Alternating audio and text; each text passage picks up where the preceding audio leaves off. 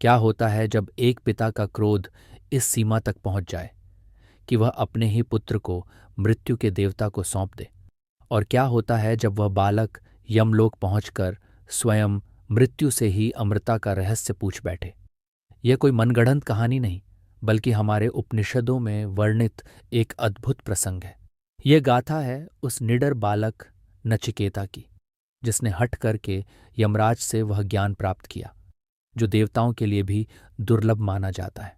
यह वह संवाद है जो कठोपनिषद का हृदय है, एक ऐसा संवाद जिसने मृत्यु के भय पर विजय पाने का मार्ग दिखाया और अमृता के असली अर्थ को उजागर किया। आज हम उसी अद्भुत और रहस्यमयी यात्रा पर चलेंगे।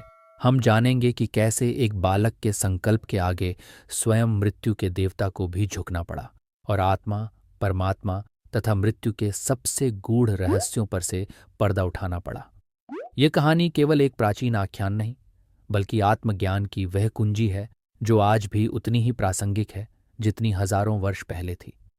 तो चलिए उस यज्ञशाला में चलते हैं जहां से इस असाधारण कहानी का आरंभ हुआ। प्राचीन भारत की पुण्य भूमि में घने वनों और शांत आश्रमों के बीच महर्षि वाजश्रवा ने विश्वजित महायज्ञ का अनुष्ठान आरंभ किया था। प्रतिज्ञा थी कि यज्ञ के अंत में वे अपना सर्वस्व दान करेंगे। मंत्रोच्चार से वातावरण पवित्र था और सब कुछ भव्यता के साथ आगे बढ़ रहा था।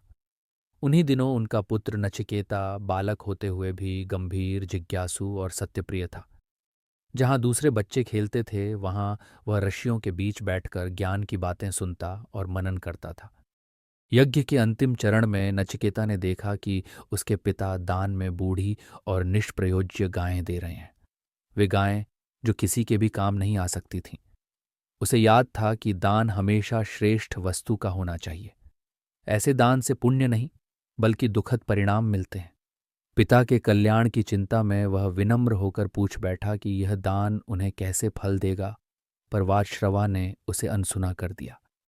नचिकेता ने सोचा कि यदि पिता वास्तव में सर्वस्व दान करना चाहते हैं, तो क्या उन्हें प्रिय पुत्र को भी दान नहीं करना चाहिए? उसने फिर पूछा, हे तात, आप मुझे किसे दान देंगे? उत्तर न मिलने पर उसने तीसरी बार वही प्रश्न दोहराया। बार बार टोकने से क्रोधित होकर वाजश्रवा के मुख से अनजाने में कठोर वचन निकल पड़े।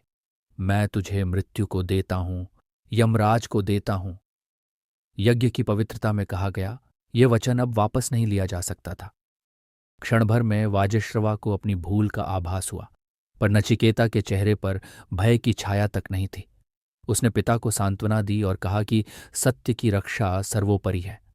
उसने जीवन के नश्वर सत्य को सहजता से स्वीकार करते हुए कहा कि मनुष्य तो खेत के दानों की तरह है, उगता है, कटता है और फिर लौट आता है, इसलिए शोक का कोई कारण नहीं। वाजश्रवा निरुत्तर रह गए। उन्होंने भारी मन से अपने पुत्र को विदा किया। नचिकेता ने पिता को प्रणाम किया और सत्य तथा धर्म की रक्षा के लिए अकेले ही उस मार्ग पर चल पड़ा जो सीधे यमलोक की ओर जाता था। वह मार्ग जहां से लौटकर आने की कोई कथा नहीं सुनी जाती, पर वही मार्ग आज एक उपनिषद का हृदय बनकर मानवता को प्रकाश देता है। नचिकेता का यमलोक तक पहुंचना साधारण यात्रा नहीं थी। वह सत्य और संकल्प के बल पर उस मार्ग से होकर गुजरा जहां सामान्यतः केवल आत्माएं चलती हैं। अंततः वह यमपुरी के द्वार पर पहुंचा, पर वहां यमराज उपस्थित नहीं थे। उनके दूतों ने बताया कि मृत्यु के देवता 3 दिन बाद लौटेंगे। अब नचिकेता के सामने एक नई परीक्षा थी। वह अतिथि था और वह भी एक ब्राह्मण बालक, पर गृहस्वामी अनुपस्थित था। नचिकेता ने निश्चय किया कि जब तक स्वयं यमराज आकर उसका स्वागत नहीं करेंगे, वह अन्न जल ग्रहण नहीं करेगा। अतिथि सत्कार धर्म का प्रधान नियम है और वह उसी धर्म के पालन में अडिग रहा। इस प्रकार वह बालक यमलोक के द्वार पर 3 दिन और 3 रातें निराहार बैठा रहा। न भूख की शिकायत, न प्यास की। यह उसकी तपस्या थी, उसका आत्मबल, जो मृत्यु के साम्राज्य में भी बिना डरे प्रकाश की तरह अडिग खड़ा था। 3 दिनों के बाद जब यमराज लौटे और उन्होंने एक ब्राह्मण बालक को अपने द्वार पर तप करते हुए देखा, तो वे चिंतित हो उठे।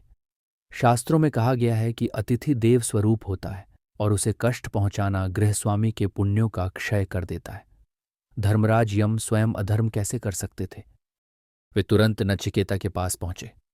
बालक के तेज धैर्य और अद्भुत संयम को देखकर वे गहराई से प्रभावित हुए। उन्होंने विनम्र होकर कहा, हे ब्राह्मण कुमार, आप मेरे द्वार पर 3 रातें भूखे प्यासे रहे। यह मेरा अपराध है।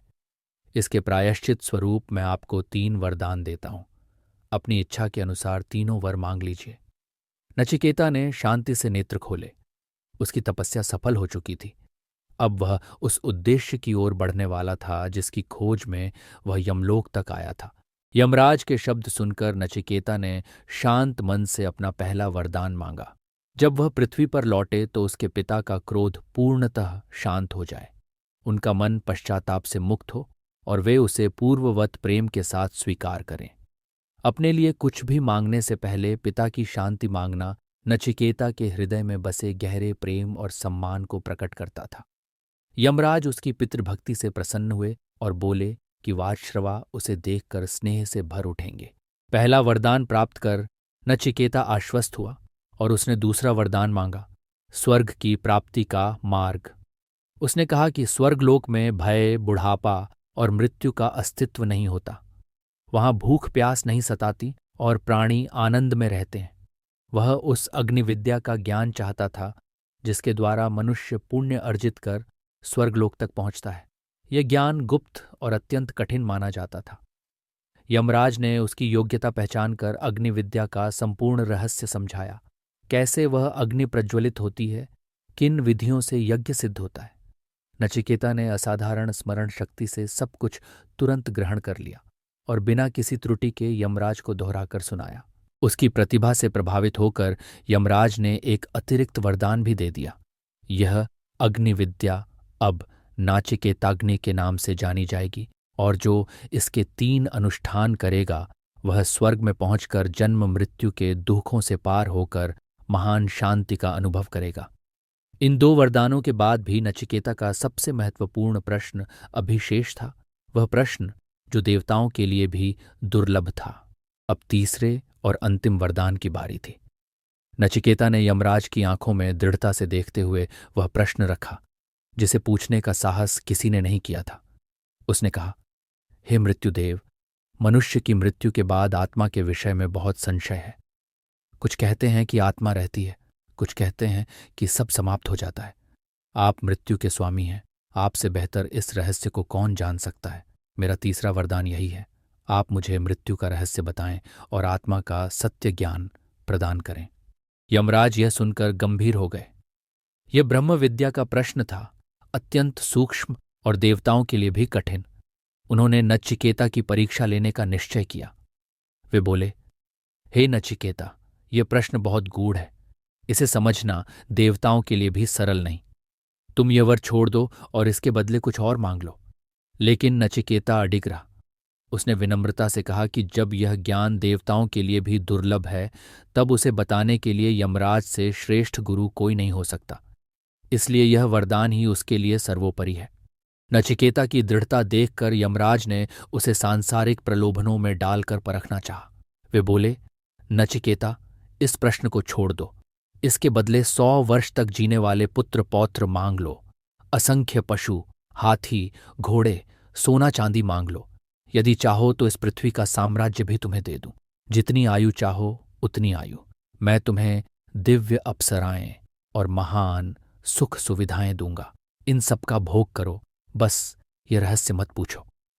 वे मनुष्य के जीवन के वे सारे सुख सामने रख रहे थे जिन्हें पाने में लोग पूरा जीवन लगा देते हैं। पर नचिकेता ने शांत भाव से उत्तर दिया, हे मृत्युदेव, ये सभी सुख क्षणभंगुर हैं, आज हैं, कल नहीं। ये इंद्रियों की शक्ति को भी क्षीण कर देते हैं। लंबी आयु भी अनंत के सामने नगण्य है। हाथी, घोड़े, नाच गान, आप इन्हें अपने पास ही रखिए।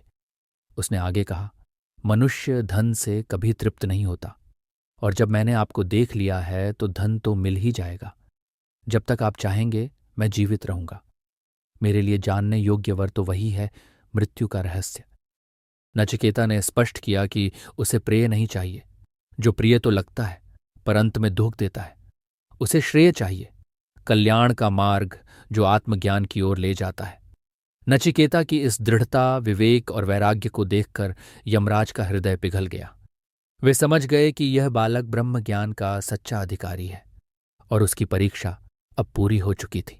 यमराज के सभी प्रलोभन नचिकेता के आत्मज्ञान के संकल्प के सामने फीके पड़ गए। उसके अडिग निर्णय ने मानो यह दिखा दिया कि सत्य की खोज में सबसे बड़े सुख भी अर्थहीन हो जाते हैं। यदि नचिकेता की यह दृढ़ता आपके भीतर भी किसी गहरी प्रेरणा को छूती है तो इस ज्ञान यात्रा में हमारे साथ चलें। उपनिषदों की ऐसी जीवन परिवर्तनकारी शिक्षाओं को निरंतर सुनते रहने के लिए चैनल को अब भी सब्सक्राइब करें ताकि आने वाला कोई भी पड़ाव आपसे न छूटे। नचिकेता की परीक्षा पूरी होने पर यमराज प्रसन्न होकर बोले कि उसने 2 मार्गों में से श्रेष्ठ मार्ग चुना है। मनुष्य के सामने हमेशा प्रेय और श्रेय दोनों आते हैं। प्रेय वह है जो तुरंत सुख देता है पर अंततः भटकाता है। श्रेय वह है जो कठिन अवश्य दिखता है पर कल्याण और स्वतंत्रता की ओर ले जाता है। नचिकेता ने बिना विचलित हुए श्रेय को चुना, जबकि सामान्य लोग अविद्या में डूबकर प्रेय के पीछे जीवन भर भागते रहते हैं और एक अंधे के पीछे चल रहे दूसरे अंधों की तरह जन्म मृत्यु के चक्र में भटकते रहते हैं। यमराज अब उस गूढ़ रहस्य को प्रकट करने लगे जिसके लिए नचिकेता यमलोक तक आया था। उन्होंने कहा कि यह सत्य न चतुराई से मिलता है, न शास्त्रों के विस्तार से और न ही तीव्र बुद्धि से। यह ज्ञान उसी को प्राप्त होता है जिसे आत्मा स्वयं स्वीकार कर ले, जो हृदय से सच्चा साधक हो। उन्होंने आगे कहा कि इस मार्ग की कठिनाई भी अद्वितीय है। ज्ञानी इसे छुरे की धार जैसा सूक्ष्म और कठिन बताते हैं, लेकिन साधक को निराश नहीं होना चाहिए। यही कारण है कि उपनिषद पुकार उठते हैं, उत्तिष्ठित जाग्रत प्राप्य वरान्यबोधत। उठो, जागो और श्रेष्ठ गुरु के पास जाकर इस सत्य को जानो। इस प्रकार नचिकेता के प्रश्नों का द्वार खुल चुका था और यमराज अब आत्मा के उस दिव्य ज्ञान की ओर उसे ले जा रहे थे जो मानव जीवन का परम उद्देश्य माना गया है। यमराज ने आत्मा के स्वरूप को समझाने के लिए एक अत्यंत सुंदर और सरल रूपक प्रस्तुत किया, रथ कल्पना। उन्होंने कहा कि इस शरीर को एक रथ की तरह देखो। आत्मा वह स्वामी है जो इस रथ में बैठा है। शरीर वह रथ है जिसमें यात्रा हो रही है। बुद्धि सारथी है जो दिशा तय करती है। मन वह लगाम है जिसे सारथी संभालता है और इंद्रियां वे 5 घोड़े हैं जो बाहर की दुनिया की ओर दौड़ते रहते हैं। विषय, रूप, रस, गंध, स्पर्श और ध्वनि घोड़ों के मार्ग हैं जो उन्हें आकर्षित करते हैं। यमराज ने समझाया कि यदि सारथी विवेकहीन हो और मन की लगाम ढीली हो तो इंद्रियां अनियंत्रित होकर भोग विलास के मार्ग पर भागती है। ऐसा व्यक्ति जीवन भर संसार के चक्र में उलझा रहता है और अपने लक्ष्य से दूर हो जाता है। लेकिन जिसकी बुद्धि संयमी है और जिसका मन नियंत्रित है, उसकी इंद्रियां साधना के मार्ग पर चलती हैं। वही साधक मोक्ष रूपी परम लक्ष्य को प्राप्त करता है और जन्म मृत्यु के बंधन से मुक्त हो जाता है। इसके बाद यमराज ने आत्मा के अविनाशी स्वरूप का वर्णन किया और वह अमर उपदेश दिया जिसका स्वर भगवद गीता में भी सुनाई देता है। आत्मा न जन्म लेती है न मरती है। यह नित्य, शाश्वत और पुरातन है। शरीर के नष्ट होने पर भी इसका नाश नहीं होता। उन्होंने कहा कि आत्मा सूक्ष्म से भी सूक्ष्म है, फिर भी व्यापक से भी व्यापक। ये हर प्राणी के हृदय रूपी गुफा में सदा विद्यमान है।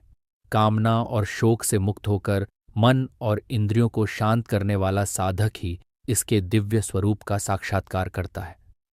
यमराज ने बताया कि आत्मा अशब्द, अस्पर्श और अरूप है। इसका न कोई रूप है, न कोई स्पर्श, न कोई क्षय। यह अनादि और नित्य सत्ता है। जो इस सत्य को जान लेता है वह मृत्यु के भय से सदा के लिए मुक्त हो जाता है और अमृतत्व का अनुभव करता है। यमराज से परम ज्ञान प्राप्त करते ही नचिकेता की सभी शंकाएं शांत हो गईं। उसने आत्मा के अमर स्वरूप को जान लिया और जीवन के गूढ़ सत्य का साक्षात्कार किया। यमराज ने आशीर्वाद देकर उसे पृथ्वी पर लौटाया, जहां उसके पिता ने उसे प्रेम से गले लगाया। पर प्रश्न यह है कि हजारों वर्ष पुरानी यह कथा आज भी हमारे जीवन में इतनी महत्वपूर्ण क्यों है? आज का युग उन प्रलोभनों से भी अधिक आकर्षक है जिन्हें यमराज ने नचिकेता को दिखाया था। सोशल मीडिया की अनंत scrolling, web series, online offer, ये सब आधुनिक प्रेय हैं। क्षण भर का आनंद देते हुए यह हमारी ऊर्जा, ध्यान और समय को निरंतर क्षीण करते रहते हैं। वही मोह, वही आकर्षण, बस रूप बदल गया है। नचिकेता की कथा हमें रुककर सोचने के लिए प्रेरित करती है। क्या हम भी इंद्रियों रूपी अनियंत्रित घोड़ों के पीछे भागते हुए जीवन बिता रहे हैं, या हमारे भीतर ऐसा विवेकपूर्ण सारथी मौजूद है जो मन की लगाम को संभाले हुए है? कठोपनिषद हमें श्रेय चुनने का संदेश देता है। संतुलित जीवन, भौतिक उन्नति के साथ आत्मिक उन्नति और भीतर की शांति का मार्ग। ध्यान, योग और स्वाध्याय से हम उस आत्मा को पहचान सकते हैं जो न कभी जन्म लेती है, न कभी मरती है।